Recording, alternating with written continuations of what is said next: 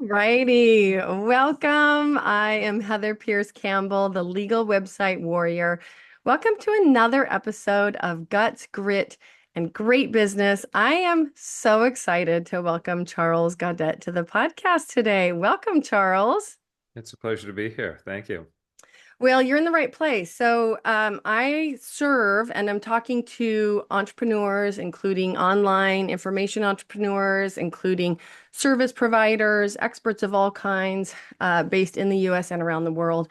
I know this is going to be an amazing conversation, and folks, stick around. We've got some real experience here with us today, and I already know that there are going to be some big things that come up that'll be super, super helpful. I'm really looking forward to this. Let's get Charles introduced. For those of you that don't know Charles, Charles Gaudet is the CEO of Predictable Profits and the author of the Predictable Profits Playbook, The Entrepreneur's Guide to Dominating Any Market and Staying on Top, which was voted #1 book in sales and marketing by Indie Excellence.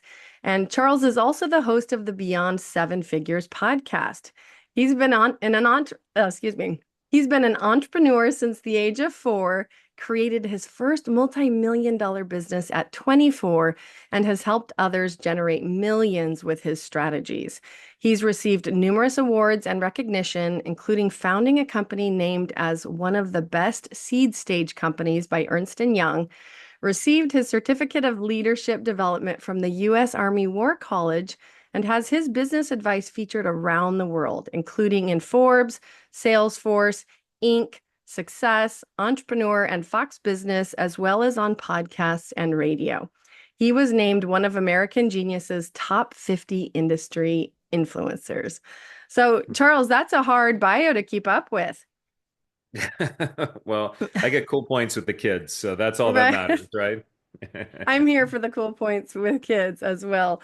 And a big shout out to Brian Keith, who introduced us. Brian works with one of my favorite clients, and it was fabulous. We connected, and right away he got me a couple of amazing intros, including to Charles. So super happy to do a shout out to Brian. Um, Charles, so you started at the age of 4. I'd love to know like where this entrepreneurial spirit came from. I think in talking to a lot of entrepreneurs, there's this model that you're talking about where kids are just like it's in them. It's part of them as a youth. Like they just have that entrepreneurial energy and ideas. And then others figure it out as an adult, or they try a different path that really doesn't work for them, and then they become an entrepreneur. Talk to us about your path and why it started so early. Well, there's this saying that people make decisions for two reasons, either inspiration or desperation, right? Mm, And for me, the story of entrepreneurship started actually out of desperation, even at the age of 4. mm, So when I was a little kid, um, my dad, who also had his own business, he worked every waking hour of every day. So I'd get up in the morning and he'd already be at work. I'd go to bed at night and he would come home after I went to sleep. And what And did this your was, what did your dad do? What was yeah, he? a construction company. So he did Okay. industrial and commercial construction. And so he did this 7 days a week. So up until about the third grade, I really didn't even know my dad all that well, because he had been working all the time and I'd never really seen him all that much. Mm. Um, so when he did come home and when I did see him, he would say, "Kid, if you ever want to make something of yourself, you got to be an entrepreneur." And so being 4 years old and just desperately looking for my father's love and attention, I decided I was going to start a business. And so I created artwork. I sold artwork to my neighbors so I could tell them, "Hey, Dad, look, I'm an entrepreneur." And that really worked out well. And, from there, I think came the inspiration because I got so much support from my dad, um, that I just continued to do that. And I just started all these different businesses all the way through school. And then I went to college and studied entrepreneurship there. And as I graduated, we started that business that was nominated by Ernst& Young as being one of the nation's best seed stage companies, eventually selected as such by a company called Venture One. So, it was desperation, but I'm also a huge believer that with every challenge comes with it an equal and opposite opportunity. And so while that was the challenge, the opportunity is I love my life. And I make an impact. I People always have different hobbies. For me, my hobby is my business. I get paid to work with people that I genuinely love and find awesome. I feel like one of the luckiest guys in the world. So, Mm, that's you know, amazing. In your early idea of entrepreneurship, I mean, it sounds like your dad, from a like an hours and availability perspective, like, did you take on that same idea of entrepreneurship being this full-time commitment? How did you view it then, and how do you view it now? oh, that's a really great question. So, as most small business owners, we come into business with one primary strategy, hard work. And then we work really hard. We try to deliver the best product or service we can. And then we go from hard work to really generating word of mouth and referrals. But usually that's where it ends. So, for many business owners, they build their business on the backs of hard work, word of mouth, and referrals. And they usually cap out around that $1 to $3 million level on that strategy. Now, I followed in my dad's footsteps. I when I started this company in 2020, uh, yeah, 2020 about that. No, I'm sorry. 2000. I got my years Mm, messed up. In the year I get it. 2000, right? So, Post babies, math is hard for me. Numbers, I'm like, I used to be really good, and I well, get it it. was so I started this business in 2000, right? This other business in 2000, Mhm. and I decided nobody was going to outwork me. So I would set my alarm for 3:30 in the morning so I wouldn't quote unquote oversleep.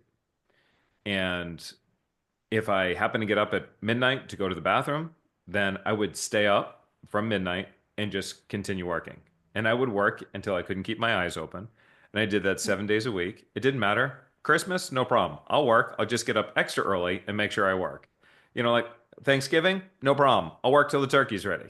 Like that was my attitude. And then all of a sudden, I'm driving home one day and I can see through my windshield my house on the left-hand side of the road, and I knew in that moment I wasn't going home that day. And what happened was I had the shooting pain from my spine all the way up into my brain, and I didn't know what was happening, but I just knew that what was going on was bad. Mm. And I ended up in the emergency room, and the doctor had me on my back, and he said to me, "You're dying." And I'm like, "Wait, what?" And he says, "Your organs are shutting down." And um, I didn't. I'm in my 20s at the time. I didn't know what's going on, and I'm like, "What?" And he said, "We're trying to figure this out. We're running these tests, but your organs are shutting down." Come to find out, the stress, the hard work, the lack of sleep, all of that didn't do me any favors. It Mm. worked against me. And I remember driving home and thinking to myself, I don't understand. I'm doing everything that everybody's telling me to do. Early bird gets a worm. I'm the earliest bird there is.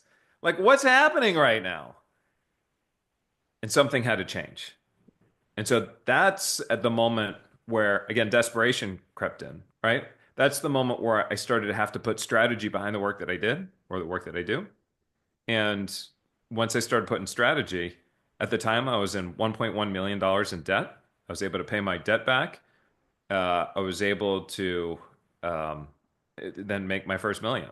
So within a year, which was really cool. Mm.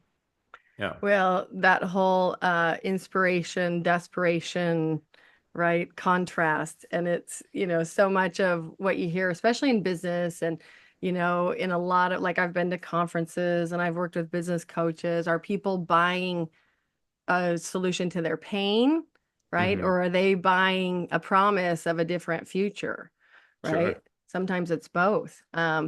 And it sounds like, reaching this really tremendous crunch point. I mean, you're telling this story, and I remember reading a few years ago now an article about the legal industry and how some people in like really high pressure environments were literally like that, just working themselves Yeah. to death, Yeah. proud of the badge of working 100-hour weeks or whatever it was. And it's, you look back in history, human history, like we're not designed to do that to ourselves, right? Yeah.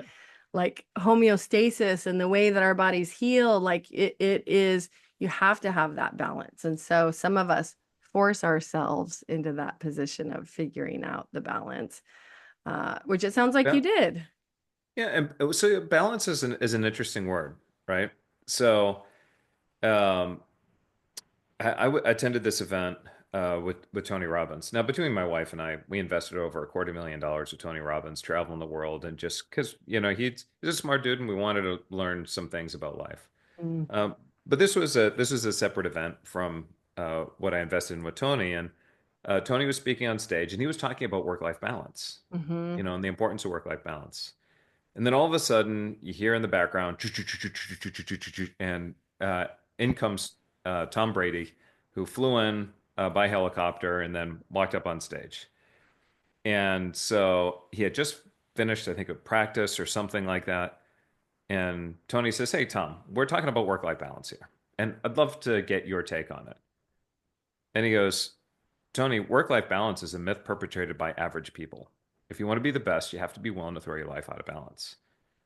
And so I thought about that, and I'm like, "Whoa, Tony's got to be pissed because he just completely We changed just what talked Tony was about. saying."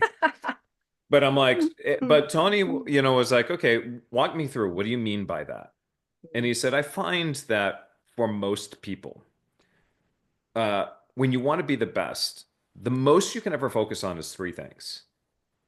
And he said, "For me, it's been my family, my health, and football. And that's it, those three things." And he goes, "So social never really made it in the top three. So I'm not the guy going out partying all the time and hanging out. I don't have a million different friends. That's just not who Mhm. I am because I just focus on those three things." And, so I think when we talk about balance, it's what are going to be the three things that you really want to make sure that you're really strong on. And Oh, everything else you have to be willing to, let go. totally. And my You know? idea of balance, by the way, because I'm that guy. I am like I'm either mom role or I am in my business Yeah. or, and I'm learning this, taking care of my body, right? Engaging in Yeah. self-care, prioritizing sleep. And that's it. Smart. Those are literally the buckets that I have capacity for. And so balance is not like, oh yeah, balanced in every area of life. No, balance for me also is like more of a flow. So like in any given week, I might have days that look lopsided, but my goal is that in the course of the week, I've paid attention to each of those areas in the way that they Yeah. require. And And I know enough about you, Heather, to know that you love what you do. Is that fair? that's fair. Right. And so if you love what you do, wouldn't you also say that it's probably more important to have, you know, work-life integration? Like to Totally. be able to just, when you love what you do so much, that it actually never feels like work. Yeah. Well, and it's like this, like what we're doing right now is technically part of my work bucket, right? I'd put it in the work Yeah. bucket, but it's also, some people may not want to hear this, it's also part of my social life. So it's also for me, how do I multiplex in the areas of my life where I create overlap for my other needs? So for example, work is often a lot of where I also get my social needs Yeah. met because I also love my clients. I love my colleagues. Sure. I love who I work with, and I've surrounded myself with really good people. And it's like my time with family. How do I double up on family and maybe exercise or, you know what I mean? Filling Yeah. some of those other needs. And so that's another way that in life, I have found that it doesn't have to be this segmented pie, right? Yeah. You can double up on those buckets that are important to you and the way that you design your life.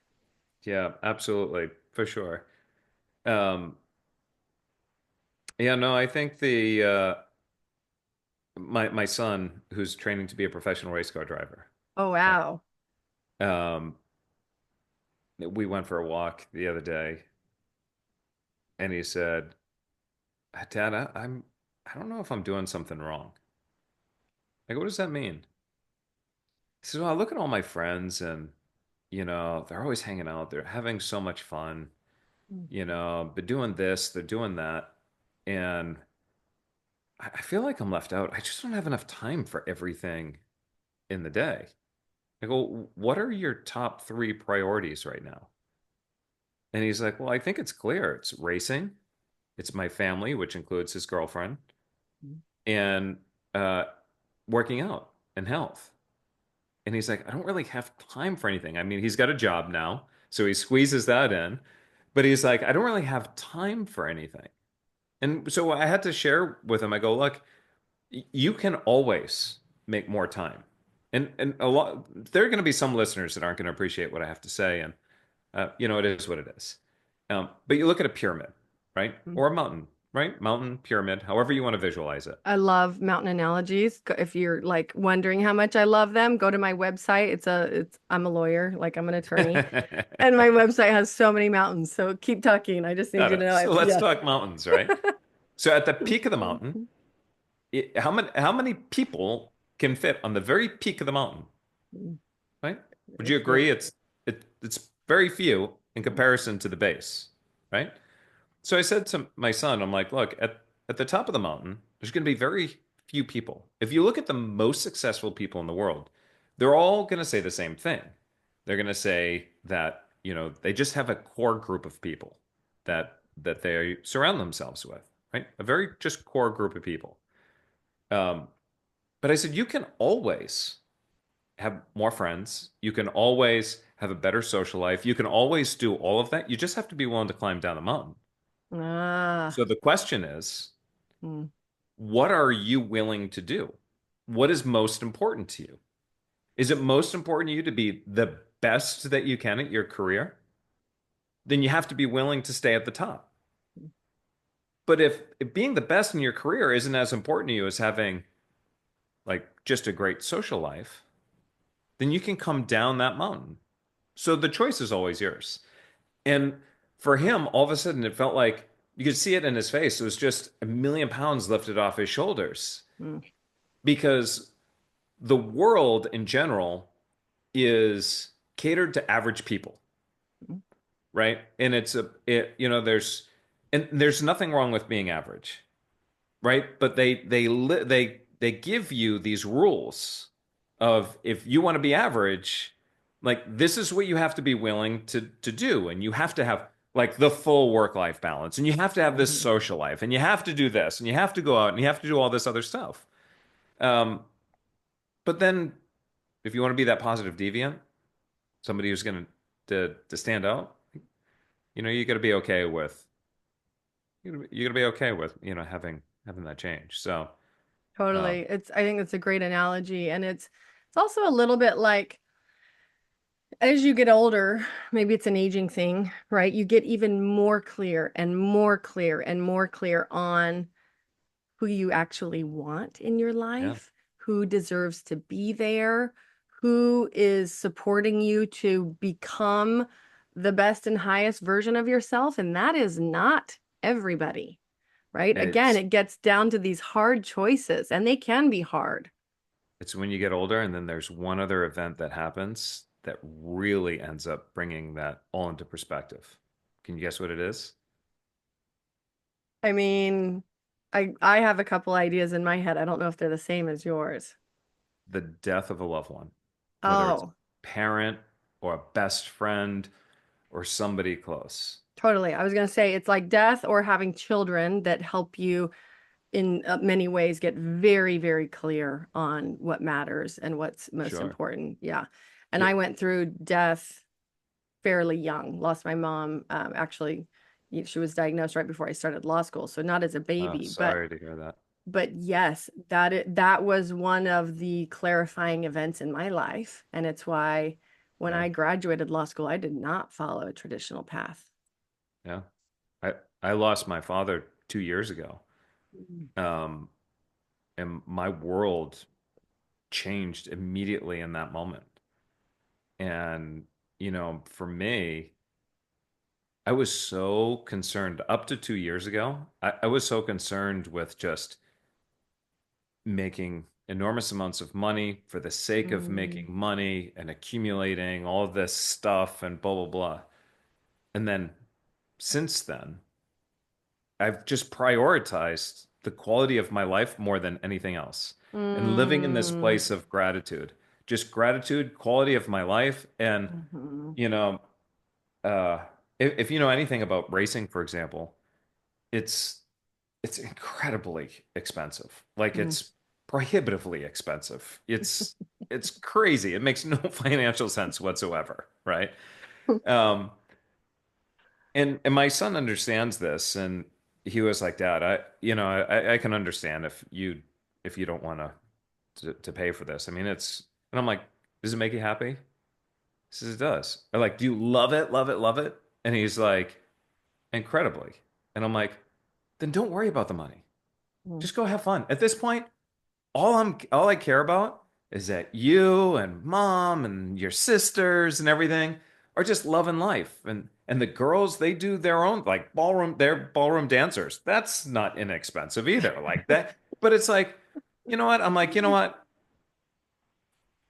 That's where that's the only I don't care to buy fancy cars Mm. and you know, all this other stuff. Like I'm just like, let's just have fun. Mm. You know what? Let's go on a cool vacation. Totally. Let's do this, let's do that. Let's make sure you guys are taken care of. And there's a gentleman, Garrett Gunderson, uh, wonderful human being, wonderful, absolutely brilliant. And I'm out in California with him, and we were talking about wealth and making money. And look, my company is named Predictable Profits, right? So obviously, money is something that I'm very well versed in. Um, but we're talking about money and wealth. And he said to me, you know, I I have clients that just make about $100,000 a year that are some of the wealthiest people that I know. And I have other Mm. clients that are billionaires and some of the poorest people that I know. Mm. Do you know Right. what the Say that difference is? again for the kids in back. I know. Right? It, And he's like, do you know what the difference is? And I was like, I don't. And he said, the wealth is measured by the quality of your life. So how do you feel the quality of your life is right now? Do you wake up inspired? And do you feel healthy and pain-free? And do you have Mm. energy that lasts you throughout the day? Meaningful relationships with your family and so forth, and happy with the work that you do and all that other stuff. And I thought about it, and I'm like, wow, that's a fascinating perspective. So right away, I picked up the phone and I called my kids. And my daughter and my son, they're on the phone, and I'm like, I got a question for you guys. Like, we have, friends that have these private jets and all this other stuff, and like, we don't have a private jet, at least not yet, anyway. And I'm like, so, but they've got exceptionally, they have significantly more money. Would you say their quality of life is greater than yours? And without skipping a beat, they're like, no, absolutely not. Mm. And I was like, well, that's interesting. Like, how would you rate your quality of life? And they said, oh, honestly, it's probably the best out of anybody that I know. I go, okay, well, that's good, but what makes it the best? Because I'm curious, what makes it the best? I say, you know what? You support everything that we want to do, whether it's ice skating or ballroom dancing or racing. Like, you guys are always very supportive and, everything that we want to do. And that's important. And then they said something that I'm like, you know what? Winning. It almost makes me tear up just thinking about it. They said, we genuinely want to spend time with our parents. And that's important. And I'm like, oh my God, like that's winning right there. Oh, Like totally. the fact that I've got teenage kids that are saying our quality of life is so good because we genuinely want to spend time with you. Mhm. And I'm like, oh my God. So, when we look at this stuff, my youngest daughter walked in my office today when she got back from school. And even though I was in the middle of something, I'm like, nope, stop. You have all my attention. What's Mhm. up? So, we talk about business, but I feel like in business, if you want to be the best CEO, the best leader possible, you have to be able to lead by example. And what you do in your business, how one of the things Tony would say is how you do anything is how you do everything, right? So how do you lead in business? Like, and also in life?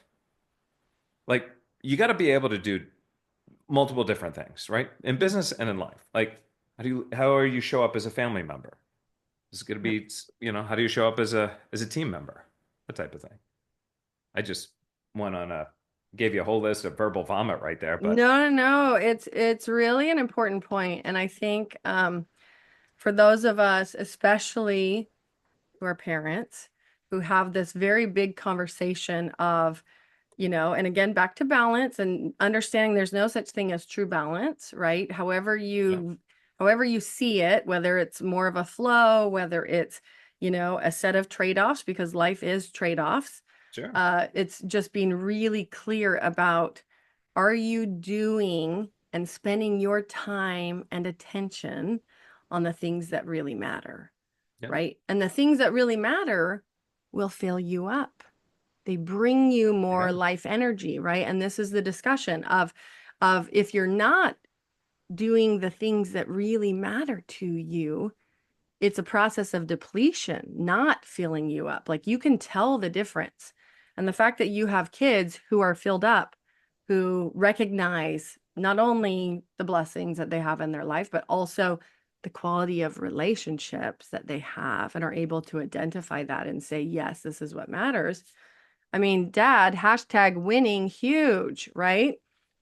yeah, Good job. It's yeah, amazing. And it's an ongoing conversation. I mean, I've struggled in my own work and business about how do I demonstrate both commitment to my work, my ethics, my priorities, and parenthood in a way that does not teach my kids that we have to be glued to devices, for example, right? yeah, yeah, I mean, it's a challenge. And in each moment, like you did, turning to your daughter and giving her your full attention, we have opportunities to demonstrate our values and to demonstrate what really matters.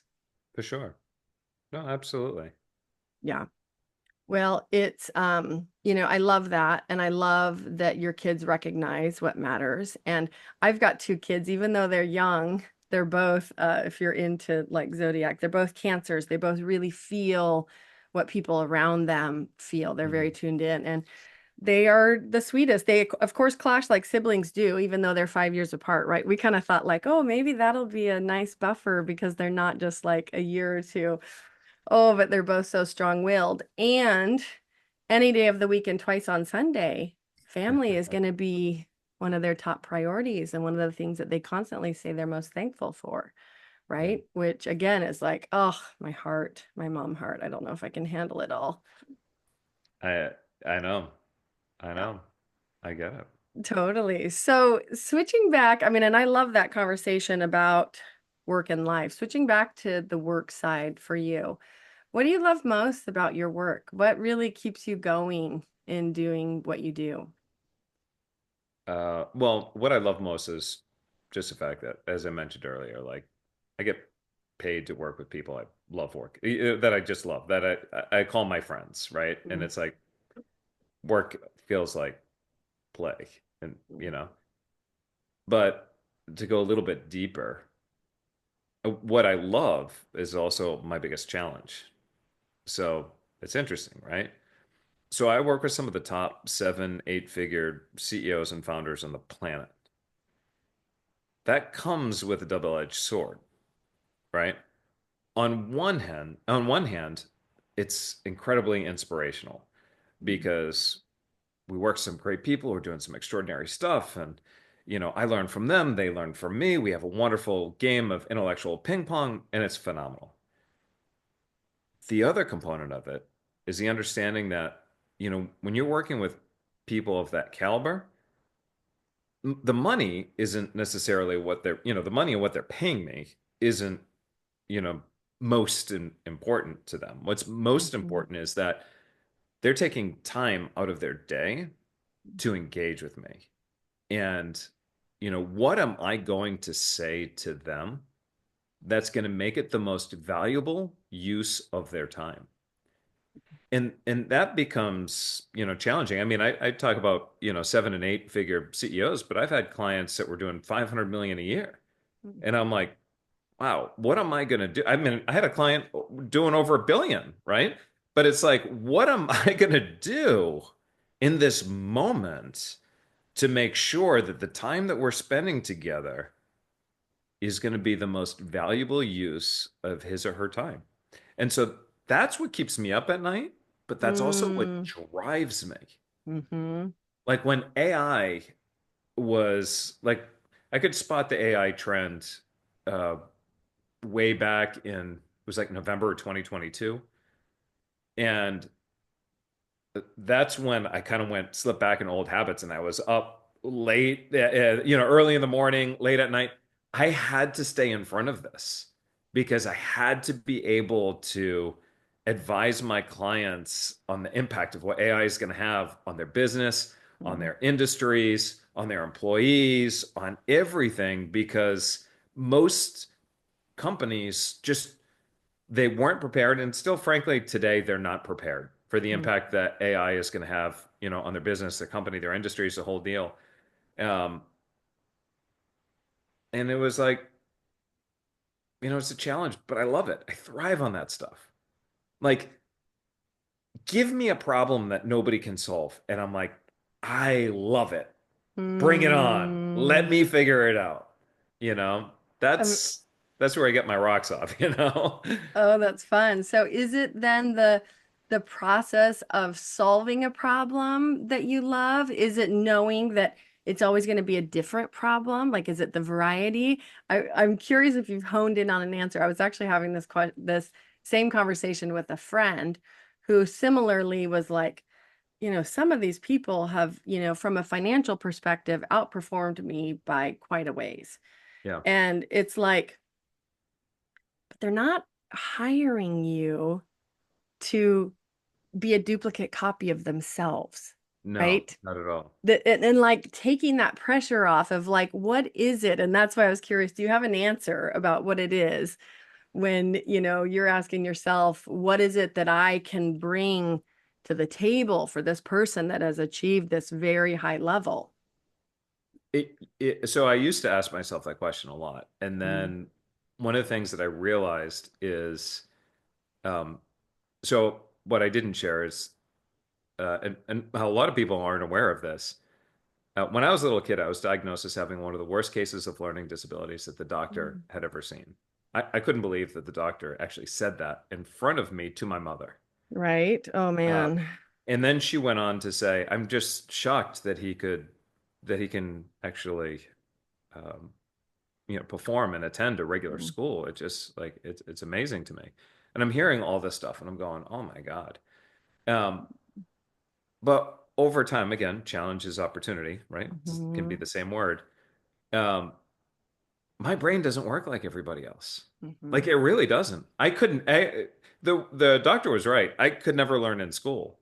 I had to go home and learn on my own in school, on my own after school, right? Mhm. When I read a book, like in order for me to comprehend it, I have to draw pictures and underline like inside the book itself. Mhm. I'll use different colors sometimes. So I'll be like, okay, so red has a different level of importance than blue, and I'll go do that, and um, I have to every single day I have to be very careful at the foods that I consume and the foods that I eat Mm, because that impacts my ability to think.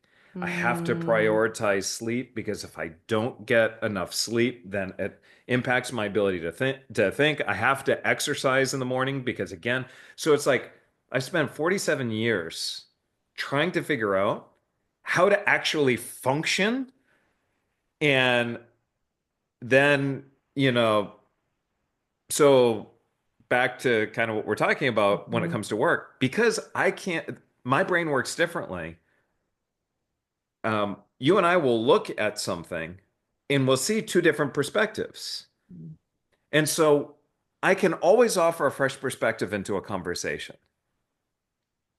And that right there is where I realized that's my unique ability. mm, It's my greatest weakness as well as my greatest strength. I love that. Um, do you think that you arrived at that understanding just through a process of learning to trust yourself? How did you get there? Like, how did you arrive at that place of that knowing? Because I think even in the industries and the folks that we serve, and I suspect there's some overlap between our clients, there's Mhm. so many people that even at our ages, and I sounds like we're the same age, struggle with that. There's no way we're the same age. I am definitely older than you. Nope, nope, nope. You said 47. I'm about to turn 48, Whoa. right? Well, Uh, I'm gonna have to have what you're eating. yeah. Oh, I so appreciate that. I call it the extra weight I carry around just makes me so youthful.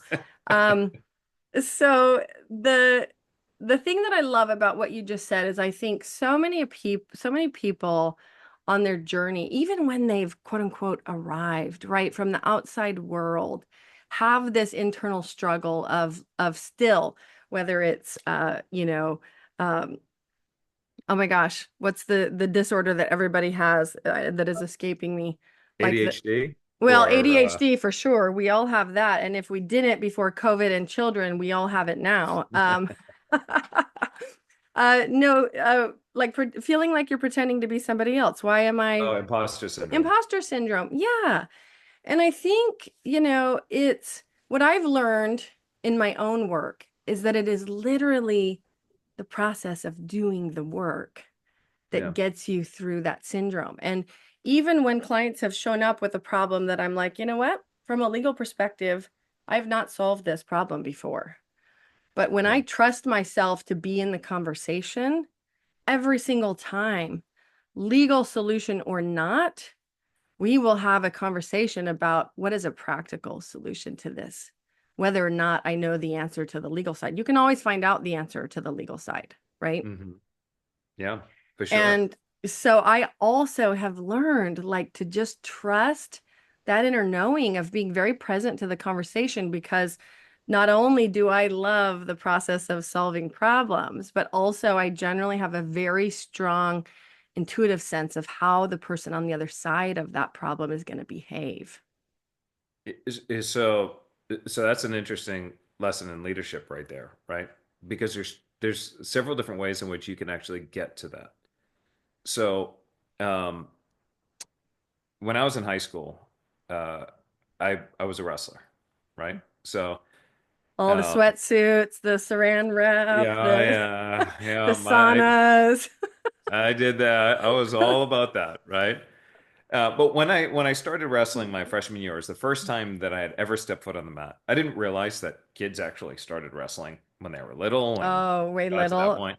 Right? And Was it so, Greco-Roman freestyle? What was you your know your wrestling of stuff. choice? Yes.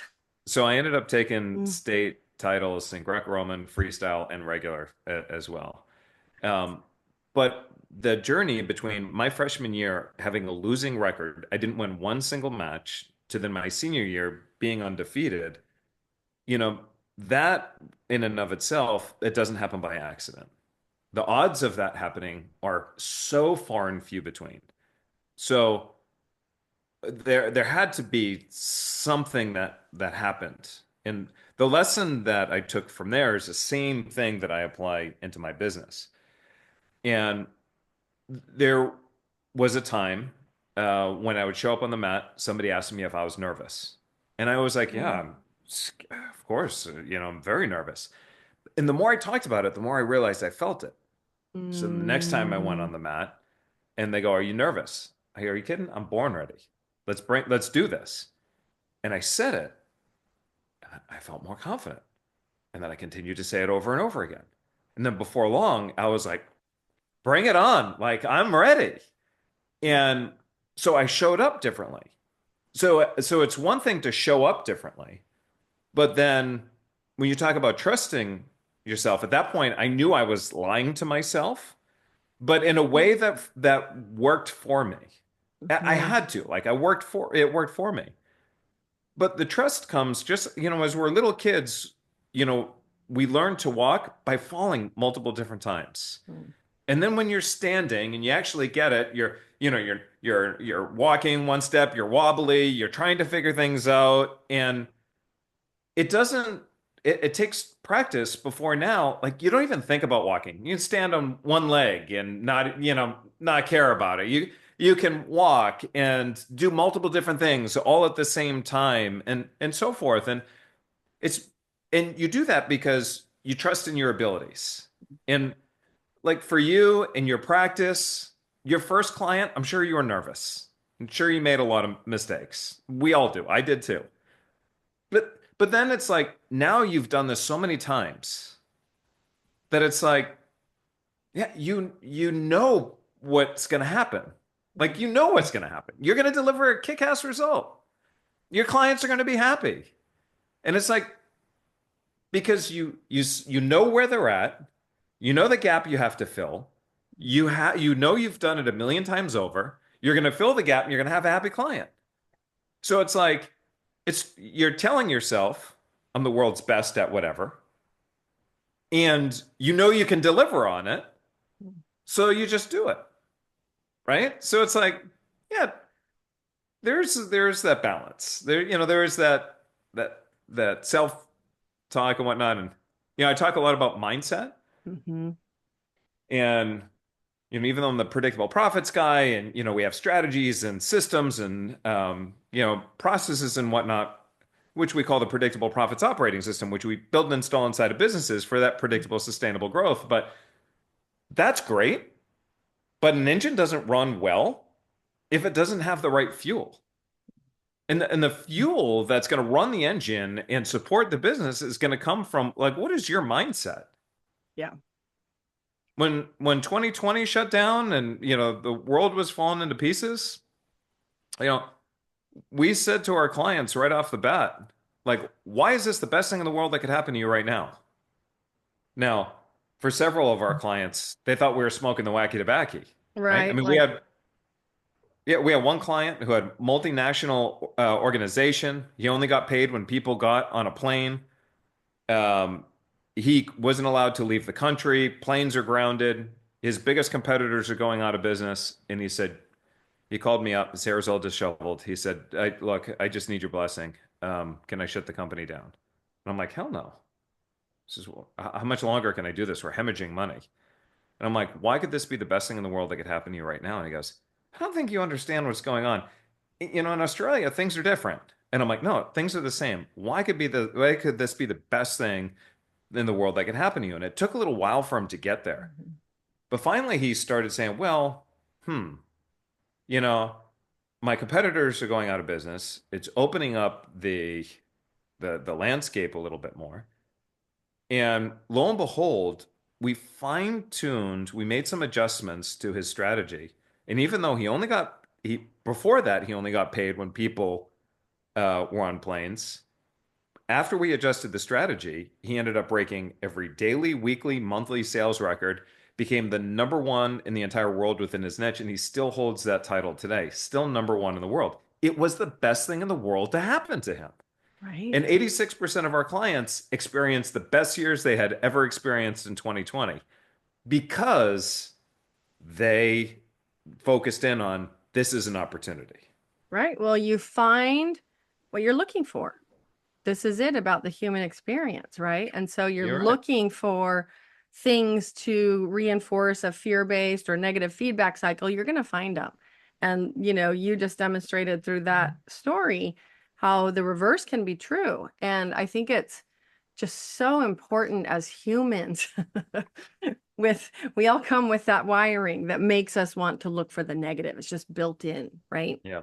Yeah. We Yeah. really have to actively rewire ourselves in that regard. And back to like you have this process that you walk people through, even from a mindset perspective. How do you shift? How do you look somewhere else? And I think, at the end of the day, this whole idea that people think, and I remember even in the early parts of my career thinking this, like, I'll arrive when, and I remember thinking like 10 years into my practice, I'll have more of the answers. I'll feel, more stable or secure in myself or whatever. Or, when I've reached this point, then I'll feel, and it's what I realize is nobody arrives. It's always a process. Everybody, Right. every day is using their winging it skills. Yeah. And it is really just about learning to trust that process. And how do you trust the process? I mean, you just demonstrated through your internal mindset work. Yeah. You're right. Absolutely right. Well, I love what you do. I love that and I know you focus a lot on getting people out of being the sticking point in their business, right? Not having a business Sure. that relies on a CEO, a single person. And even in your own life, I can see that you're somebody who has walked the walk. You're not just talking the talk about values and priorities, and even in the last couple of years, shifting more to quality of life. And I think Mhm.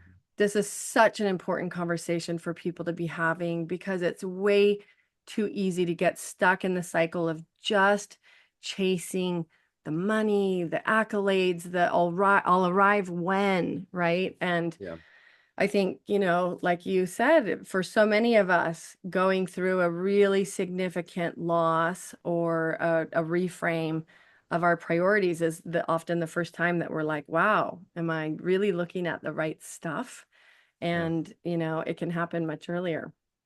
So I know you've got something coming up. I want to say you mentioned in January. Do you want to talk to us a little bit about Founders Fuel? And Sure. then anything else on the horizon? And then I'll ask you a couple of questions about where people can find you, and we'll pull out some final gems.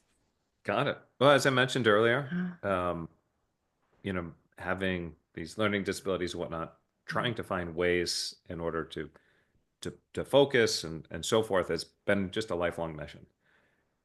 I I started working with a functional medicine, not a doctor, but an expert, uh, Mm-hmm. phenomenal individual. Such a And I've fan of learned, functional medicine. oh yeah, I've learned so much from him, and he's really transformed my life. And I said, look, here's what I'm trying to do.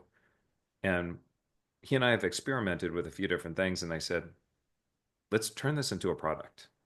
And originally it was to build it for ourselves. Right? And so we worked with a formulator. It took about 7.5 months. Right before we almost gave up, the formulator made a change in the manufacturing process. And all of a sudden it was like, oh my gosh, this is incredible. Like Oh, like a good change, a happy a change? huge. It Ah, worked phenomenally well. And so we created this product that helps it helps specifically the unique needs and demands of the entrepreneur, the founder, and the executive. We wake up in the morning, we have to be on point. We have stresses that we have to be able to keep manage. We have to be able to, at the end of the day, to unwind and be able to go to sleep. And this really just hits on all those chords. And so we formulated this. We've called it Founders Fuel. We of course love it, but then we had to get the website built, and so I said to the web designer, "I tell you what, let me send you some samples so you understand what you're building, and then you tell me what you think." And he took the samples and he calls me up and he says, "I don't want you to pay me for this." So what are you talking about? I'll do He your goes, "Charlie." website for free. He goes, "I want equity." I go, "What?" He goes, "You have no idea. This has changed my life. I got more done in 4 hours than it would take me days to do.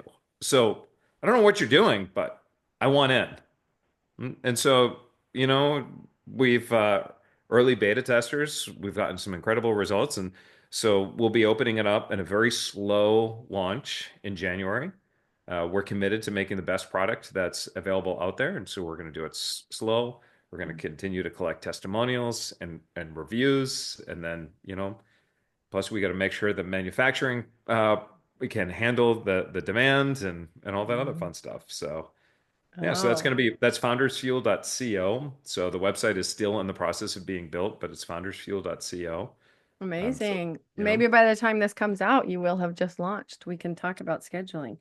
yeah, be That's off a and fun running. story. I didn't know that was a product. I was thinking like, mastermind or like something, much Yeah, more typical, yeah. but that's how fun. What a cool thing to kind Well, of thank venture you. into. Yeah.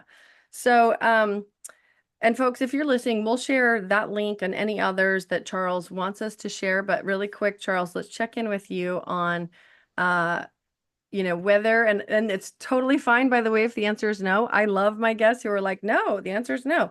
Do you like for people to connect with you? That would And be amazing. if so, where? Where would you direct traffic? It's probably, I mean, look, they can always check us out at predictableprofits.com. Again, that's predictableprofits.com. There's a lot of resources and ways that they connect that way. LinkedIn, Charles Gaudet. I'm very active on LinkedIn.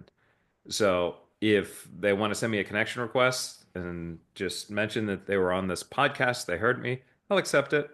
And it'll be just a great way to be able to follow one another.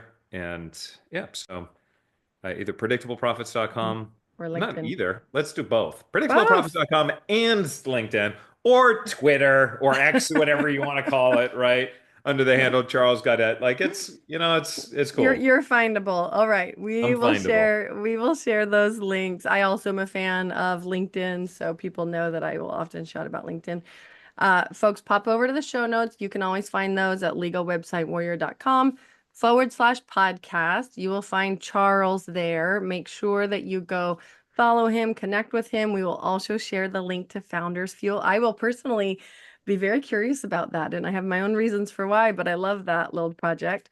Charles, such a pleasure to connect with you today. I'm so grateful for your time. I'm so grateful that Brian connected us.